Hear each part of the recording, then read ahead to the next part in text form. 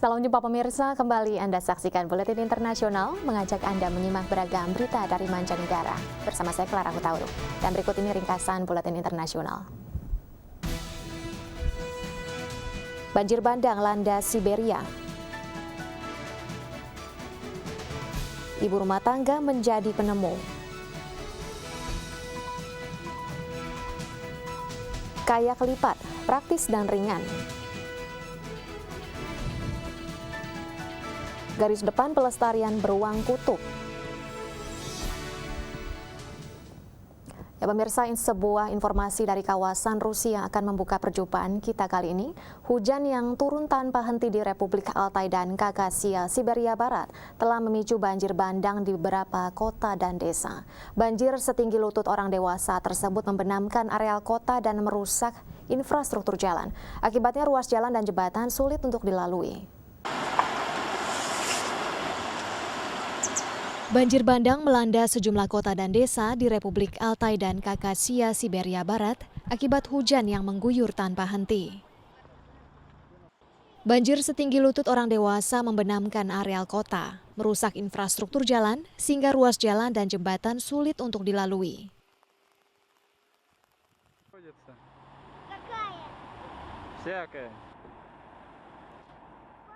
Warga desa di dekat kota Gorno Altais terpaksa dievakuasi dan sejauh ini puluhan keluarga telah diungsikan ke tempat yang lebih aman. Warga setempat di Republik Altai dan Khakassia bergegas membangun tanggul untuk menyelamatkan harta benda dan ternak milik mereka dari luapan air sungai.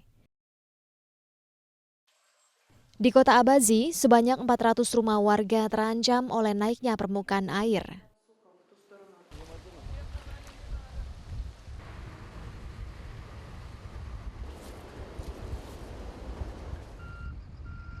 У нас огород весь плавает, огород посадили, грядки посадили, все плавает. Сейчас туалет упадет под воду, все подмыло. Adapun di kota Gorno Altais, genangan air telah membanjiri kawasan Museum Nasional Altai. Para ahli meteorologi memperkirakan hujan lebat masih akan terus mengguyur wilayah tersebut dalam beberapa hari ke depan. Kita beralih ke informasi selanjutnya, pemirsa. Sebuah toko yang dikelola oleh sekelompok ibu rumah tangga yang telah pensiun di Jepang menjual produk keperluan sehari-hari seperti pengeriting rambut dan pengaduk adonan makanan. Istimewanya, produk-produk ini adalah hasil penemuan para ibu rumah tangga tersebut dan laku keras di pasaran. Para penyuplai produk di toko di pusat kota Tokyo ini adalah ibu-ibu rumah tangga kreatif yang memiliki tujuan sama, yaitu membuat hidup lebih mudah lewat penemuan-penemuan sederhana. Penemuan mereka pun beragam dan semuanya sukses memasarkan penemuan mereka dengan menjual produk lewat distributor berskala besar atau dengan tampil secara teratur di sejumlah saluran televisi khusus belanja di Jepang. Semuanya amat disiplin dalam mematenkan desain mereka dan kini hidup dari royalti yang diterima. Mereka memiliki asosiasi sendiri, yaitu Asosiasi Wanita Penemu. Mereka juga telah membuka toko yang amat sukses. Di toko tersebut, para penemu dapat berkumpul, saling mengenal dan saling belajar tentang penemuan satu sama lain.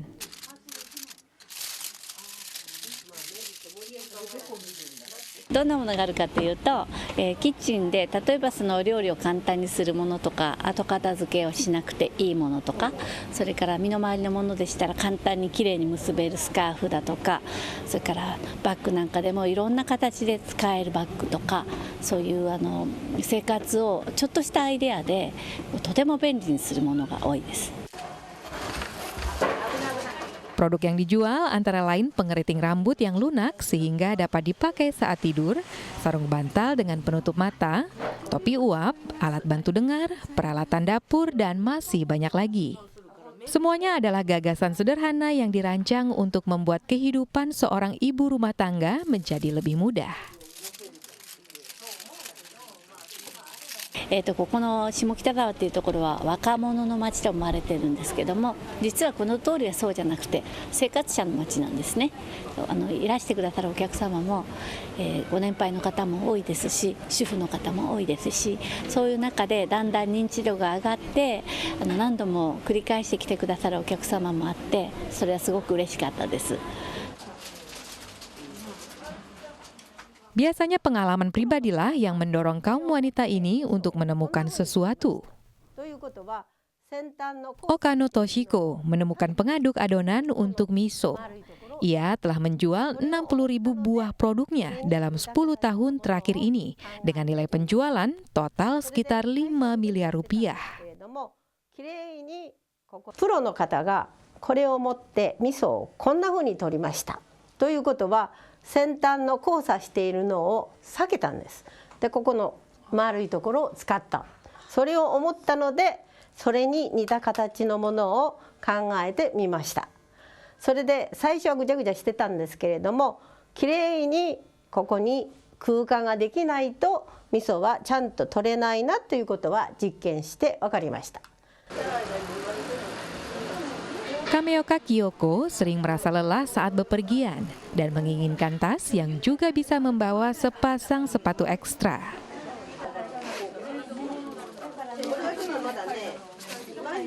旅行行くと突然荷物が増えて両手が開けたいんですけど、リュックにするとレストラン入ると恥ずかしいので、トートバッグにしてレストランに入ります。それから外に出た時は簡単にリュックになると本当に便利で両手が開くので、それを考えました。Fukui Yasuyo pernah tersesat di sebuah stasiun kereta saat sedang bepergian dengan bayinya. Dari situ muncul ide untuk menciptakan peta stasiun kereta yang sangat mendetail untuk membantu orang tua lainnya. 15年前に下の子供が生まれたばっかりの時にベビーカーで都心に買い物に行ったところ、駅でエスカレーターとエレベーターがなくて迷ってしまって、で事前にエスカレーターとエレベーターがどこにあればいいのかなと思って、乗り換え便利マップを作りました。会社を作りたいとかそういうのではなくて、発明を趣味でやっていまして、発明の中の何番目かの発明品が採用されて会社にした感じです。 Di akhir pekan, Fukui memetakan sekitar 10 stasiun dalam sehari. Saat itu ia belum menyadari bahwa Tokyo memiliki 256 stasiun. Namun Fukui bertekad untuk menyelesaikannya. 駅を調べ始めたら思ったより駅が多いし、駅も広いのでなかなか終わらなくて5ヶ月かかってしまったんですけど、途中でやめてしまうと 全部無駄になっちゃうので、仕方なく全部調べた感じです。 Fukui mendekati 70 perusahaan penerbitan dan akhirnya ia berhasil menerbitkan bukunya. Kini peta buatan Fukui juga telah tersedia daring dan menjadi aplikasi ponsel. Selanjutnya, Fukui berusaha menjual petanya pada operator kereta. 2 tahun kemudian, barulah petanya dibeli oleh Tokyo Metro yang saat itu bernama Eidan Chikatetsu. きっかけは鉄道会社営団地下鉄が総裁が変わって分かりやすい地下鉄にしようっていうコンセプトを出した時があって、その時に 私が長くやっていたので、最初お試しで銀座線からって言われて銀座線だけをスタートして、その後評判が良かったので今や全線、採用していただいて駅に掲載してもらえるようになりました。 Ya, sekelompok ibu rumah tangga ini mampu meraih kesuksesan berkat inovasi dan gagasan mereka. Pemirsa, Anton Willis, seorang perancang yang berbasis di San Francisco, memanfaatkan kegemarannya pada olahraga kayak serta origami. Ia memutuskan untuk membuat produk unik, yaitu kayak yang dapat dilipat agar ringkas dan rapi saat disimpan di rumah. Dan kini kayak ringan yang terbuat dari plastik tersebut populer di seluruh dunia. Setelah membaca sebuah artikel tentang seni dan sains origami, Anton Willis merasa terinspirasi.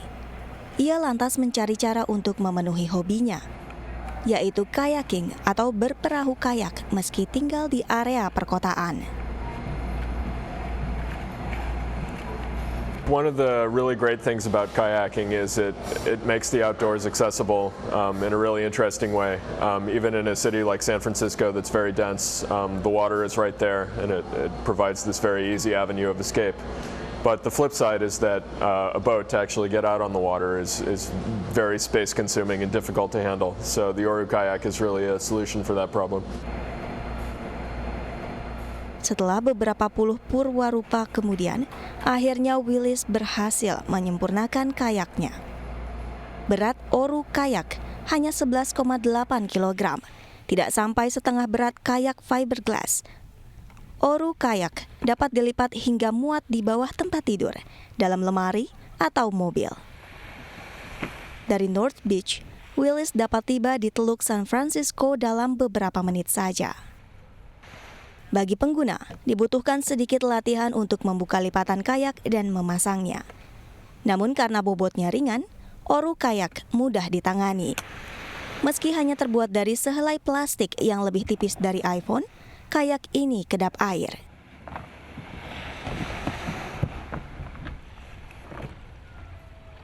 A lot of people have been a little bit skeptical at first about this idea that you can actually fold up a kayak like a piece of paper and that it'll be, sturdy and durable once you do that. But, once they see it and use it in the water, that usually answers most of the questions.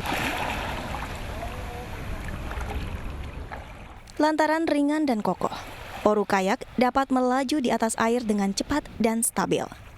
Meskipun desain dan proses produksinya amat rumit, menurut Willis, Oru kayak mudah dipakai dan dipelajari. The actual hull, the main form of the kayak, is actually one piece. There are no seams to let water in, so it really is folded up like a piece of paper.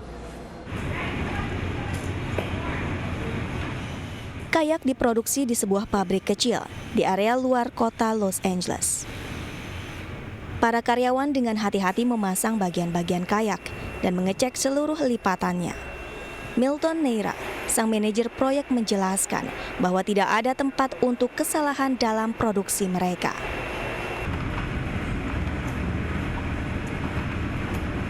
If you can imagine doing it at home, right? You grab a piece of paper and you start folding it. Eventually, if you're not careful enough, you're going to have creases in the wrong spot. Folding is uneven, so forth and so on. So we use machines to do that can help us, but a lot of it is just handwork. People actually folding it. Dengan hati-hati, para pekerja melipat plastik dan mengebor lubang-lubang untuk memasang peralatan yang mempertahankan bentuk kayak saat berada di air. Perusahaan ini memutuskan untuk berproduksi di dalam negeri agar dapat mempertahankan kualitasnya. The individuals are well trained also, so they can bend at the right spot. One fold in the wrong angle can mean pretty much destroying that piece and starting from the beginning. Pada tahun 2012, tahun pertama produksinya, perusahaan ini memproduksi lebih dari 1.000 buah kayak setelah mendapat dana dari sarana pendanaan publik, Kickstarter. Oru kayak telah dipasarkan ke seluruh Amerika, juga Asia, Australia, dan Eropa. Dengan harga sekitar $1.100, kayak ini tergolong dalam kelas menengah. Diana Duncan membeli sebuah Oru kayak pada tahun 2012. Pendayung kayak pemula ini ingin relaksasi di atas air setelah penat bekerja seharian. It folds up, it was really light, and I can just, on a drop of a dime, go to a reservoir or a river or a lake and just kayak. It's not a lot of thought, you just spontaneous. Kini Duncan menyimpan sebuah Oru kayak di mobilnya agar bisa berkreasi kapan saja ia sempat.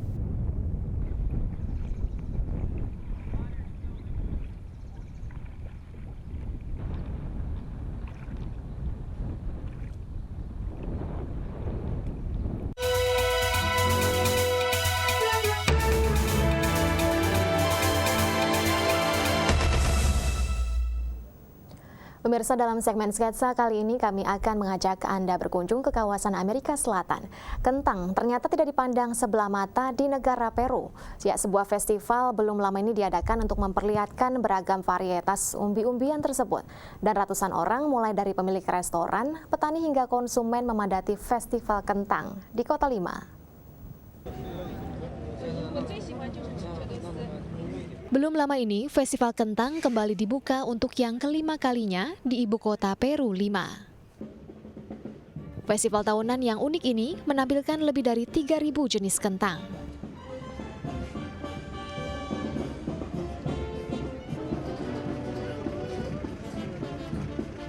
Tan pero riquísimas, estoy maravillada con la papa realmente.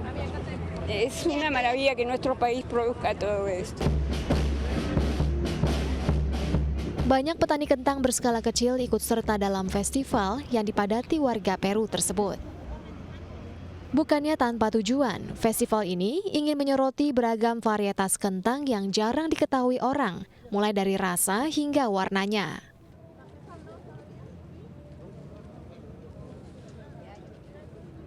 Esta actividad para el pequeño productor es una ventana de oportunidad para mostrar la producción de la papa que ellos tienen y la diversidad de variedades que se producen en el Perú.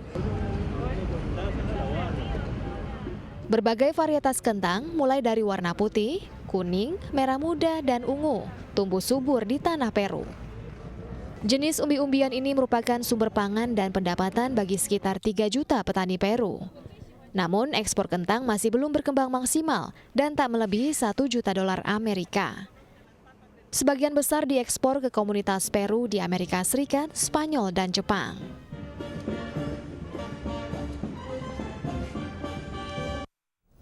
Ya, pemirsa, Alaska adalah satu-satunya negara bagian di Amerika Serikat yang memiliki beruang kutub.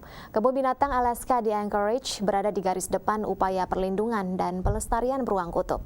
Sejauh ini sudah sebanyak 9 ekor beruang kutub yang ditampung oleh Kebun Binatang Alaska. Perkenalkan Ahpun, seekor beruang kutub betina berusia 15 tahun. Ahpun adalah satu dari 9 ekor beruang kutub yang diselamatkan oleh kebun binatang ini. Kini Ahpun memiliki pasangan yang lebih muda bernama Lutik. Lutik dilahirkan di kebun binatang Leningrad di St. Petersburg, Rusia. Saat masih kanak-kanak, Lutik dan saudaranya dikirim ke SeaWorld, Australia. Kemudian Lutik dipindahkan ke Alaska untuk menjadi pasangan Ahpun. Diharapkan keduanya akan aktif berkembang biak dan mempunyai keturunan. Kebun binatang ini berada di garis depan konservasi beruang kutub dan berfungsi sebagai pusat penampungan untuk anak-anak satwa terlantar di Alaska. For years, we've been the holding facility, sometimes permanent and sometimes temporary, for orphan cubs coming in, whether their parents were killed or they got separated in a storm. Kebun binatang ini telah merawat lebih dari 50 ekor anak beruang dari 3 spesies beruang yang ditemukan di Alaska, yaitu beruang kutub, beruang coklat, dan beruang hitam.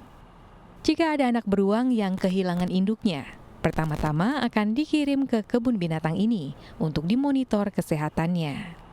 Setelah itu, barulah ditentukan anak beruang akan ditempatkan di mana. It got to the point where they have to be brought in, then they take so much time to get up to an adequate size to survive in the wild, but without spending those 3 critical years with their mother learning how to survive, they would just never make it again back in the wild. So their only option is to become ambassadors for their species at zoological parks and conservation areas. Perubahan iklim akan mempengaruhi beruang kutub, namun belum diketahui tepatnya seperti apa.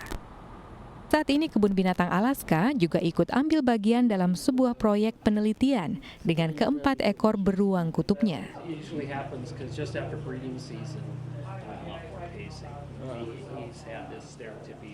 Well, the Alaska Zoo is a really important conservation partner to us. Not only do they house captive polar bears, which are an ambassador to their wild counterparts, but more importantly, in the last 5 years especially, but actually for even longer now, 20 plus years, they've been helping us deal with orphan cubs. And what I mean by that is when a cub is orphaned in the wild and is able to be rescued, their first stop is the Alaska Zoo.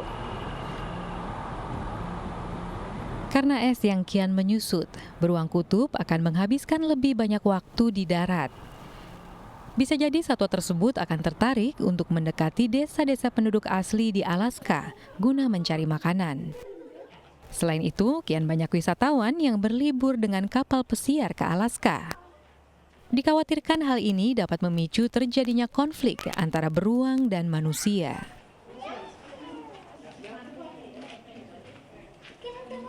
And so in a couple of communities, we are seeing quite a bit of tourism really expanding. And it is a concern because anytime that you get a large number of people, especially ones inexperienced with bears, around and a large number of polar bears, the potential for conflict increases.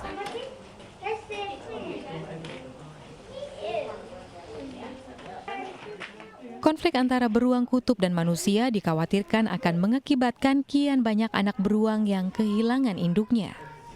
Untuk menampung lebih banyak beruang terlantar, Kebun Binatang Alaska memperluas fasilitas untuk beruang kutubnya.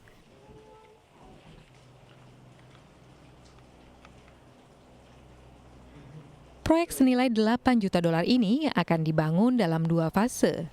Salah satunya adalah pusat transisi beruang kutub. Juga sebuah area pamer yang luas meliputi sebuah kebun dan kolam.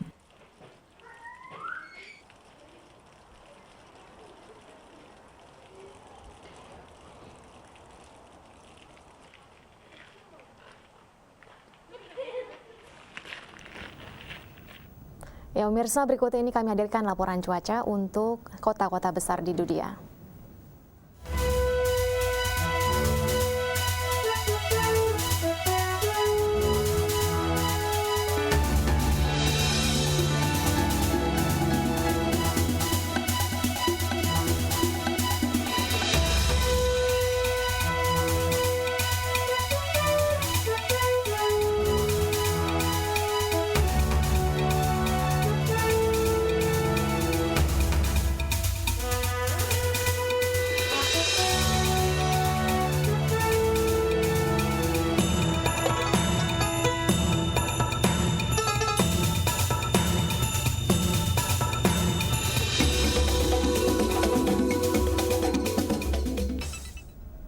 Demikian buletin internasional hari ini. Saya Clara Hutauruk undur diri dari hadapan Anda. Sampai jumpa esok hari di waktu yang sama.